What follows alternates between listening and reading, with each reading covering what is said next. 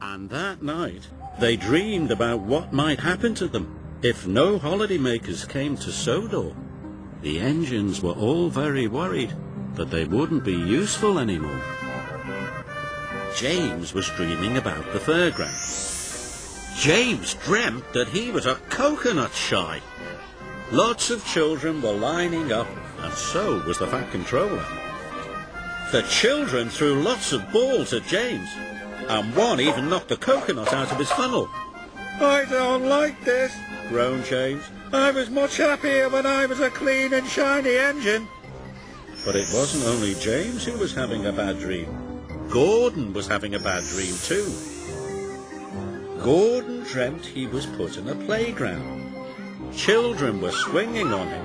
They slid down his slide, and they climbed all over him. "The indignity," puffed Gordon. "I wish I was a proper engine again."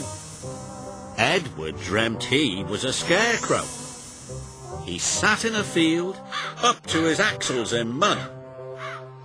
And Farmer McColl didn't seem to care.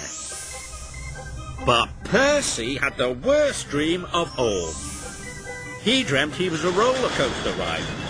He rattled up the rickety rails and all the way down again. "Bust my boiler!" wailed Percy.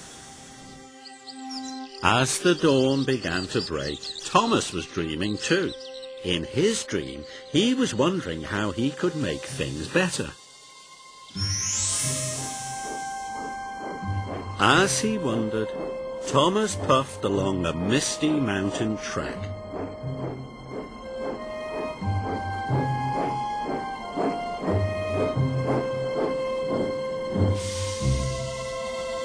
And there was Lady.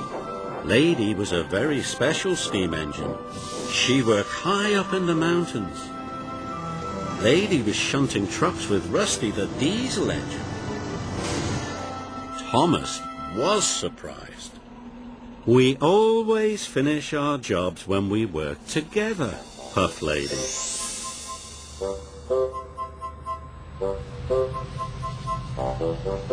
The next morning, when Thomas woke up, he knew exactly what to do.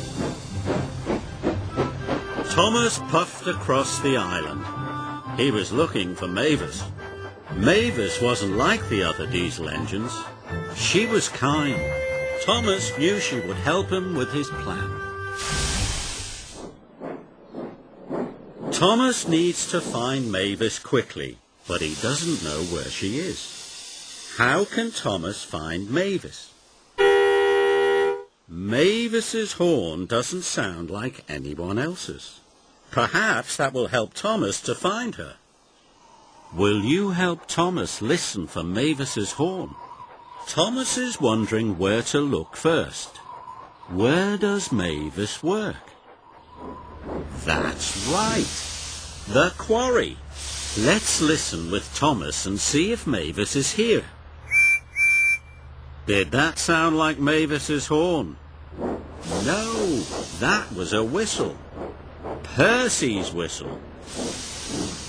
Thomas will have to look somewhere else. Perhaps Mavis is collecting something at Brendam Docks. Why don't you listen with Thomas again to see if she's here? Did that sound like Mavis's horn? You're right. It was a horn, but not Mavis's horn. It was Salty's horn. Thomas will have to look somewhere else. Maybe Mavis is having a washdown. Listen with Thomas. Did that sound like Mavis's horn? Yes, you're right.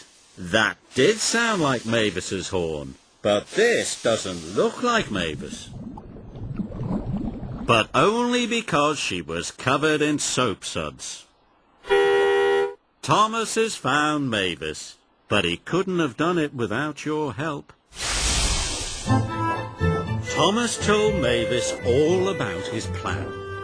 Thomas wanted the steam engines and the diesels to work together. Mavis agreed. It's the only way to get the airport open. But how will we get all of the engines to work together? Asked Thomas. First, we all need to talk to each other, said Mavis. Then Thomas had an idea. Let's have a big meeting with all of the engines at the coaling plant tomorrow, he puffed. Thomas and Mavis went to see the other engines to tell them all about the meeting. Thomas told Percy, then James, then Emily.